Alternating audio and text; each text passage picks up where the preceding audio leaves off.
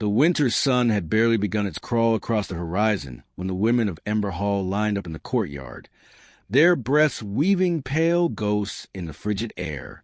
No one spoke. No one dared. Even the smallest whisper could ripple through the ranks like a spark seeking dry tinder, and in this ancient culture, a single spark could cost a woman her life. It was a year of scorched grain, a time the elders still recounted with dread, a drought that had choked the valleys, a famine that had hollowed faces, and a revival of the oldest laws, the ones etched into stone tablets buried beneath the grand hearth. Among these laws, none was more feared than the ban of tongues. Women were forbidden to speak during meals. Not a sound, not a syllable, not even the faintest breath shaped into meaning. The old punishments, exiled for centuries, ignored in milder reigns, returned with merciless sharpness. Execution was swift, public, and absolute. Silence became survival. Lyra, a 21-year-old hearth-tender, kept her head lowered as she stood among the others. She had learned young that silence was not simply an expectation. It was a weapon wielded by those in power. Yet today, the air felt heavier than usual, thick with the metallic taste of dread. Something was wrong. The courtyard bell boomed once, its iron throat vibrating through bone and stone alike. The women flinched, a collective shudder. The gates to Ember Hall creaked open, revealing High Warden Caldus flanked by 2 armored sentinels. His cloak, dyed a deep ember red, swept behind him like a living flame. "In 3 days," he announced, his voice slicing through the silence, "the Council of Flames will gather for the winter meal. As custom demands, all households will present their eldest daughters to serve." Lyra's stomach tightened. The winter meal was the most dangerous of the year. The hall would be filled with elders drunk on heavy wine and tradition, listening for any slip, any unguarded syllable. The more celebratory the occasion, the harsher the punishment for those who broke the silence. Caldus continued, "Any woman who fails in her duty of restraint will be offered to the pyre of truth." The pyre. Lyra forced her breathing steady. It burned at the center of the hall, a towering stack of ever-fed coals and fragrant cedar logs. A place of judgment, they called it. A place of terror, everyone knew. The warden's gaze swept the courtyard like a torch searching for fuel. "Prepare yourselves." The bell rang again. The assembly dispersed. Lyra walked quickly, clutching her shawl tighter against the cold, weaving through archways darkened by soot and time. As she entered the narrow passage toward her quarters, a hand grabbed her wrist and pulled her aside. She nearly gasped but caught herself. Silence, always silence. It was Mara, her childhood friend. Mara's eyes were wide, fearful, but fiercely alert. She leaned close and mouthed the words slowly. "We need to talk." Lyra shook her head violently. Talking, even here, even whispered, was madness. But Mara's grip only tightened. They ducked behind a stone pillar by the abandoned granary, where no guards patrolled. Mara cupped her hands, shielding her lips, and let her breath shape a single forbidden whisper. "They're choosing you." Lyra's heart slammed against her ribs. Mara swallowed hard. "I overheard the stewards. They selected you to serve the council's table, and they want a public example this year.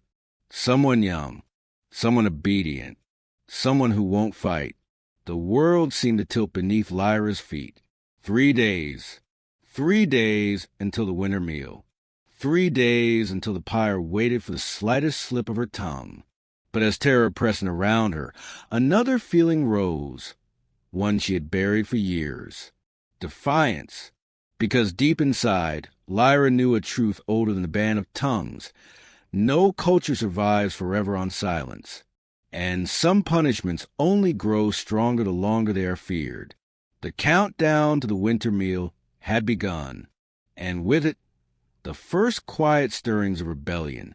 For the next 3 days, Ember Hall swelled with the restless hum of preparation.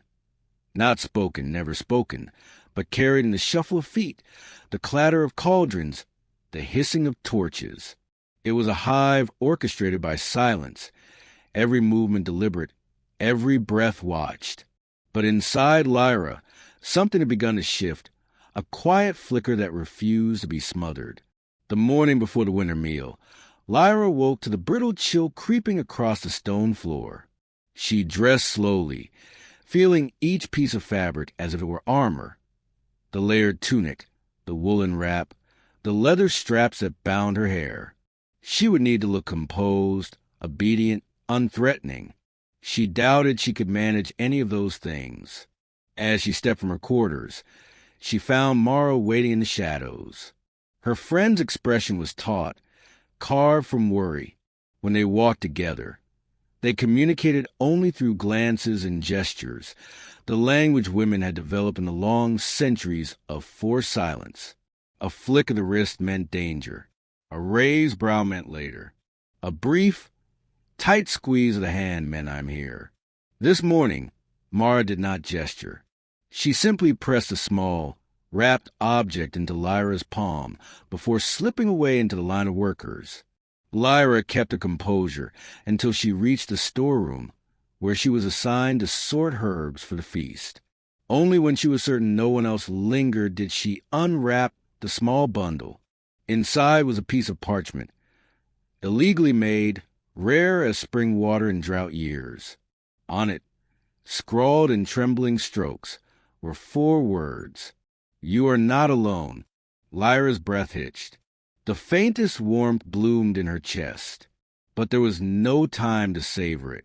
A figure appeared in the doorway. She straightened instantly. It was Elder Thane, the council's archivist, a man whose gray beard tangled like uncombed straw, and whose eyes missed nothing. Rumors said he could hear a whisper from a full hall away. Rumors also said he was the one who had pushed for the return of the band's harshest penalties. He approached with the slow, measured steps of someone who knew fear followed him like a shadow. You, he said flatly, not bothering to mask his disdain.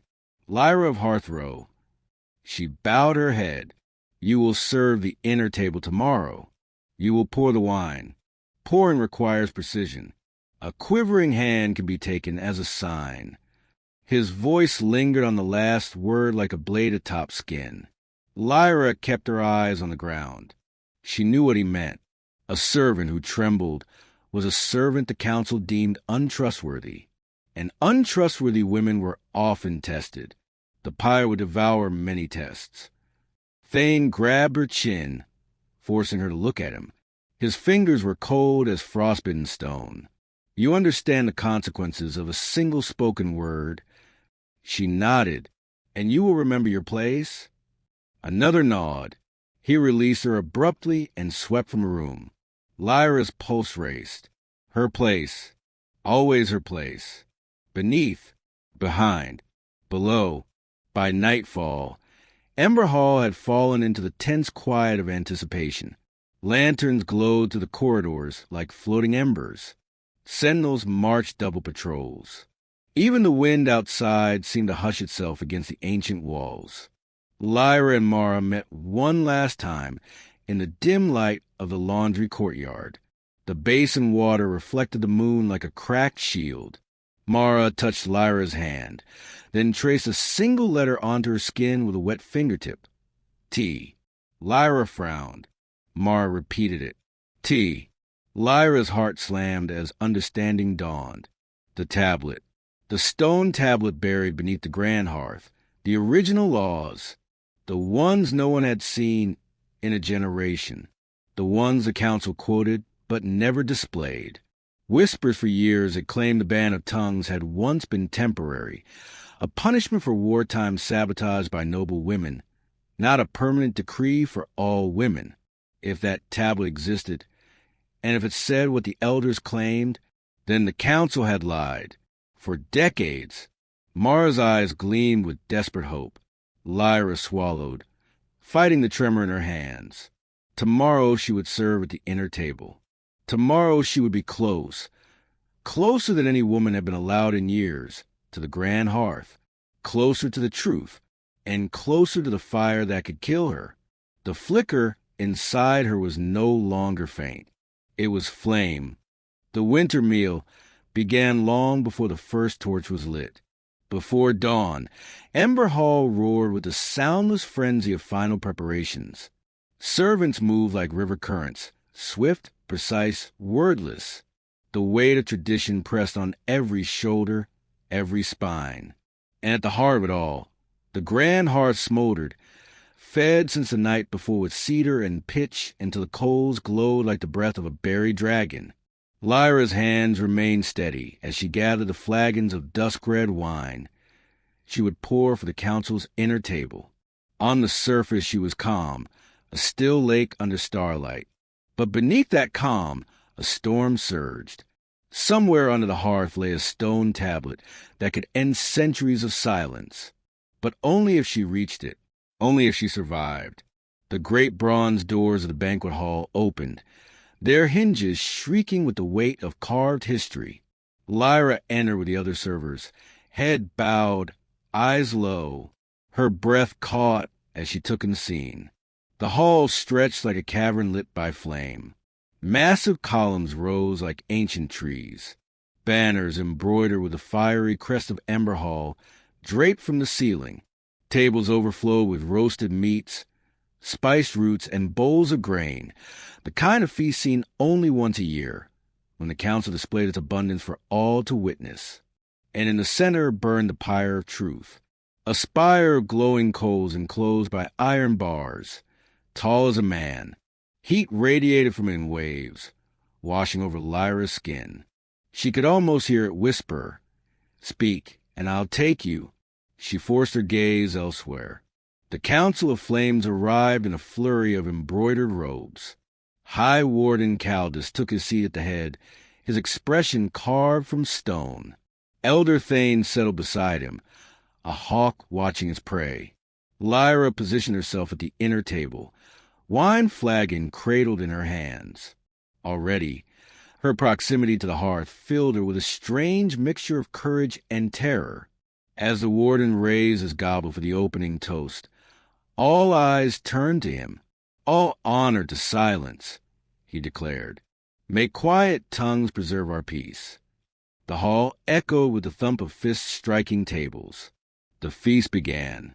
Lyra poured wine, her movements flawless. She felt the gaze of Elder Thane flick to her repeatedly, as if waiting for her fingers to slip or her breath to shape meaning. But she gave him nothing. Not yet. As rounds of wine flowed, the council's attention drifted.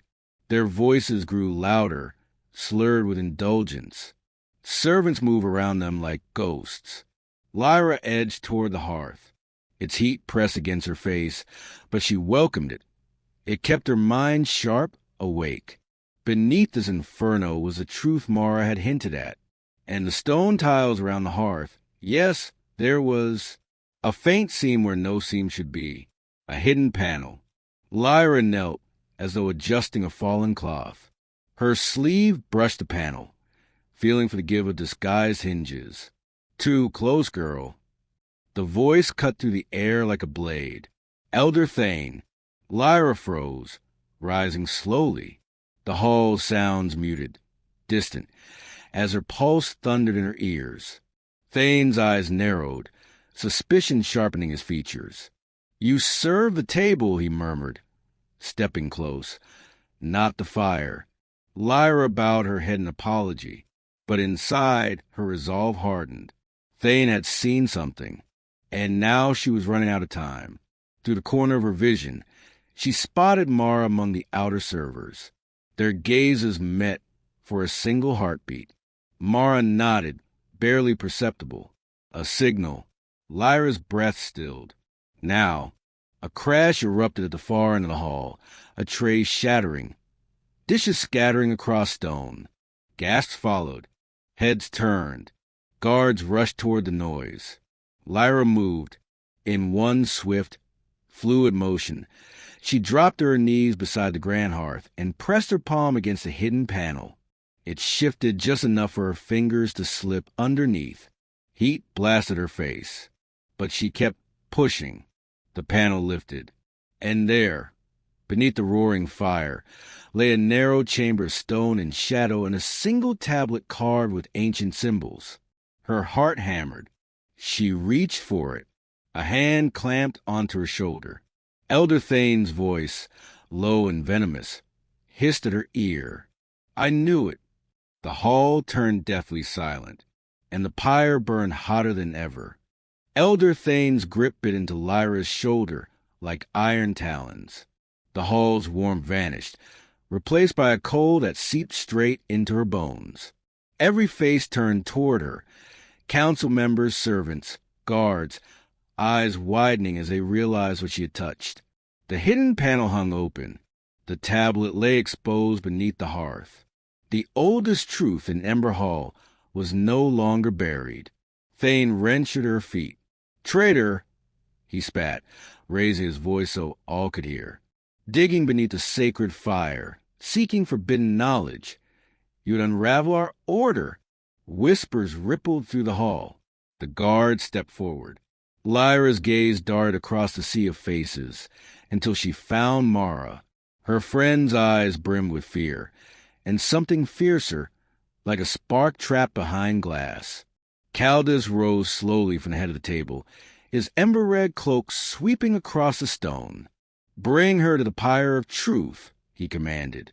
The hall held its breath. Lyra was dragged forward. Heat from the pyre washed over her, blistering, hungry.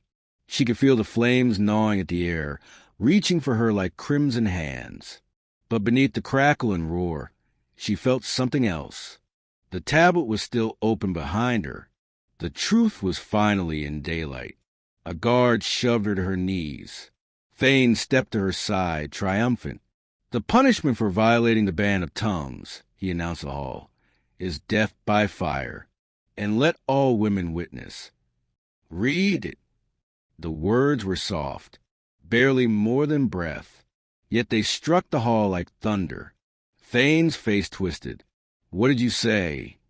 Lyra swallowed, tasting fear and ash, then spoke again, louder, clearer. Read. The tablet. Gasps erupted. Women recoiled. Hands clamped over their mouths. Men shouted for silence. Thane recoiled as though she'd struck him. You dare speak. I dare tell the truth, Lyra said. Her voice trembled, but it carried. That tablet holds the original laws. Not the ones you recite. Not the ones you twisted. The real ones. Her gaze burned into Thane's. If the ban is righteous, then read the tablet aloud. Prove it. A charged stillness filled the hall. Even the pyre seemed to quiet, listening. Caldus hesitated. The first crack in his authority Lyra had ever seen. He looked at Thane, brow furrowed. What does the tablet say? Thane's mouth opened, but no words came. His eyes flicked toward the hearth. Sweat beaded at his temples. And in that hesitation, the hall learned the truth he had always known. A murmur rose, angry, confused, swelling. Mara stepped forward from the servants' line, her voice strong. If there is no lie, then read it. Other women raised their hands. Then their voices. Dozens. A chorus. Read it. Thane trembled. Caldus's expression darkened. Bring me the tablet, the warden ordered. A guard retrieved it carefully, heat shimmering off its carved surface. He carried it to the council table and laid it before Caldus.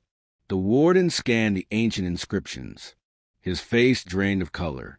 It says the ban of tongues, he swallowed hard, voice cracking, was meant to last only through the war of broken gates. A single generation. It was never meant as a permanent law. The hall erupted. Women cried out, not in rebellion, but in release, in disbelief, in fury. Men shouted over one another.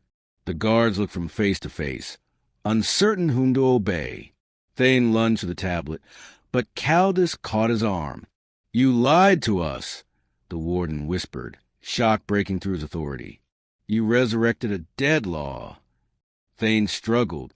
Order requires sacrifice. Order requires truth, Caldus growled. The guards closed in around Thane instead. Lyra sagged forward, breath shaking. Mara rushed to her side, pulling her from the pyre's heat. The hall was in uproar, but the fire that had burned for centuries no longer commanded fear. Only light. Caldus lifted his hands, calling for silence. When it fell, he spoke with a weight Lyra had never heard. Today, the band of tongues ends. The hall erupted again, but this time in hope, in disbelief, in long-suppressed joy. Mara squeezed Lyra's hand. You did it, she whispered, tears slipping down her cheeks. Lyra shook her head weakly. We did. As the pyre's flames crackled behind them, no longer a threat, but a witness. Lyra felt the truth settle in her heart. Cultures built on silence survive only until someone finds the courage to speak. And once a truth is spoken, no fire can burn it away.